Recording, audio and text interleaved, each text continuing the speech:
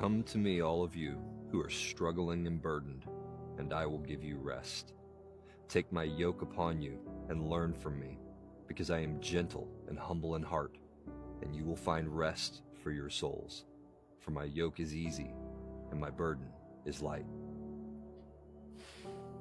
You know, I've probably read that verse 1,000 times over the course of my life, but I never noticed that it connects to the verse before it. Let me show you this. My Father has handed over everything to me. Indeed, no one fully knows the Son except the Father, and no one fully knows the Father except the Son, and those to whom the Son wishes to reveal him. Now, at first glance, this may not seem substantial until you connect it to Psalm 95. If only today you would listen to his voice. Don't harden your hearts as you did at the Meribah, as you did on that day at the Massah in the desert. When your fathers put me to the test, they challenged me even though they saw my work. For 40 years I loathed that generation. I said, this is a people whose hearts go astray. They don't understand how I do things. Therefore, I swore in my anger that they would not enter my rest.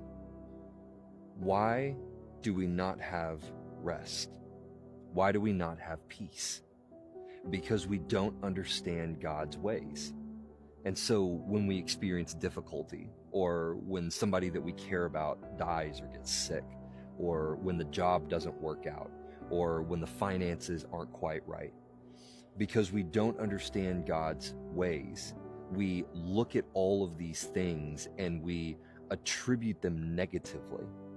Just like the Israelites did when they were in the wilderness. This is exactly what this verse is talking about. The Israelites were in the wilderness and they had just come out of slavery. And they looked at the situation and they said, being in slavery was better because we at least had a consistent meal. We at least could feel confident that we have a place to sleep tonight. Whereas in the wilderness, even though the Lord consistently showed up and provided for them, it required them every single day to rely on something that they could not see in order to have peace. And it was easier to rely on something that they had seen for 400 years, even though it was horrible. It was easier to rely on that than to live their lives relying on something that they couldn't directly see, that they couldn't directly control. But Jesus is saying that if we will come to him, then he will teach us the Father's ways. It's because we don't understand his ways that we have no peace in the storm. If we understood his ways, if we understood the ways of the Father, then when there is a storm, we would understand that that storm has a purpose, that that storm has a reason, that it's in our life. It's doing something in us. It's bringing us closer to him. It's cleaving off things that need to be cleaved off. It's freeing us, right? That's the thing. It's freeing us. God was freeing the Israelites from slavery, and yet all they wanted to do was go back because it was more comfortable to be a slave than to be free. That's why it says, don't harden your hearts. Because what do we do when we face difficulty? What do we do when hard things come into our life? We harden our hearts. Why?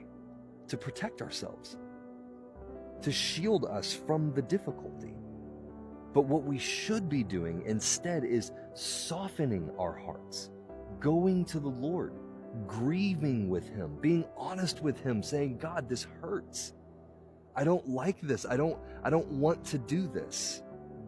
But keeping our hearts soft so that he can then teach us. Because what does Jesus say? Come to me, you who are weary and burdened.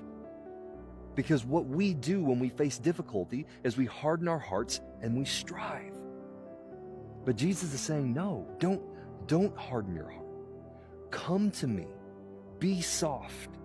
You who are weary and burdened, come to me, be soft. Let me teach you. Let me teach you what? The ways of the Father. Because it is in his ways that we enter into his rest. It's so hard sometimes because there's all of these things that we're dealing with that are competing for our attention, that are competing for our life, for our effort. But man, if we can just take a step back, if we can just pause for a moment, and we can just realize that Jesus isn't in the future. He's not in that problem that we're trying to solve for tomorrow. He's not in that thing that happened to us in the past.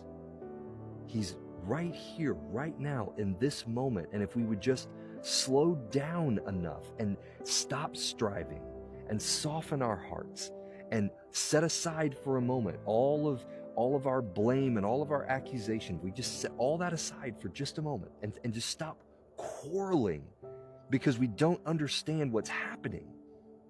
And we would just go to him and we would just be honest and just say, Jesus, I'm hurt, I'm upset, I'm angry, there's so many things that are broken and so many things that are wrong, and I don't understand.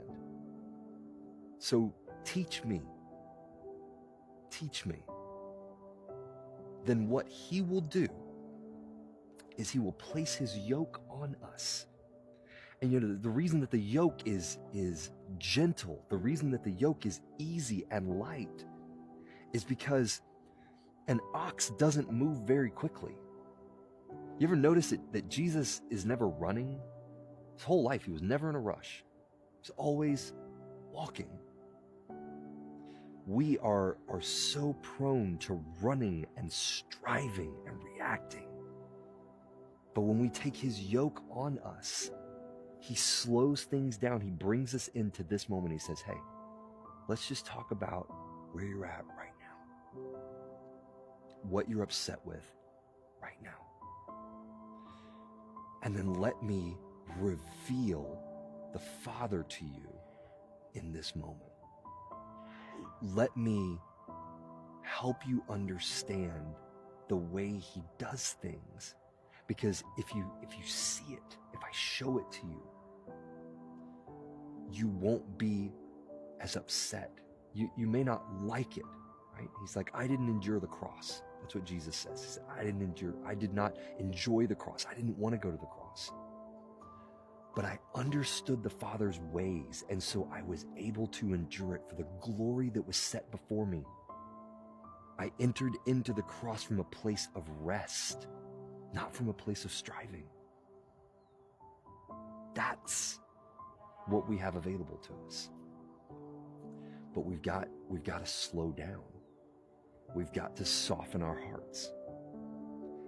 And then when we go to him in honesty, that we're weary and that we're burdened, when we go to him in that way, then he reveals the ways of the Father to us. And we're able to enter in to his rest. Shh.